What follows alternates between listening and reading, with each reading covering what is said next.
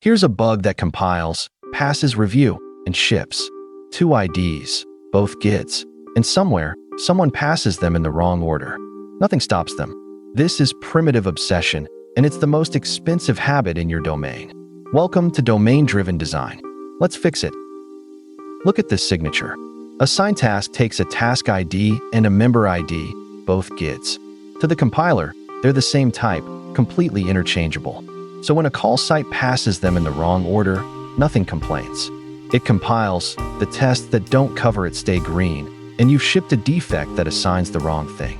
The type system had no idea anything was wrong. And it doesn't stop at IDs.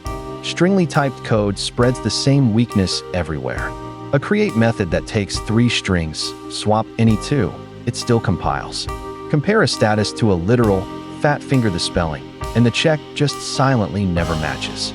Every one of these is a value with no meaning and no validation attached. The bugs hide in plain sight.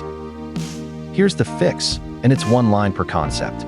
With Trellis, a task ID and a member ID each become their own type, deriving from RequiredGuid. Now they are not interchangeable. Pass them in the wrong order, and the compiler stops you cold. CS 1503 cannot convert member ID to task ID.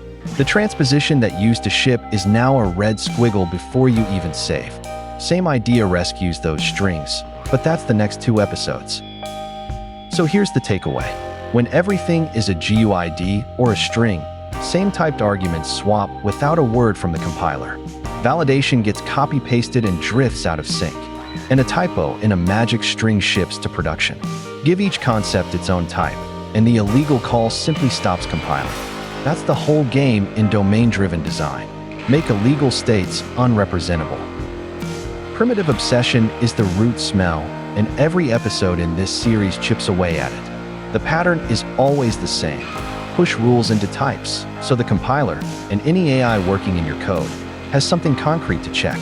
Next up, value objects. Types that are valid the moment they exist. Subscribe, and I'll see you there.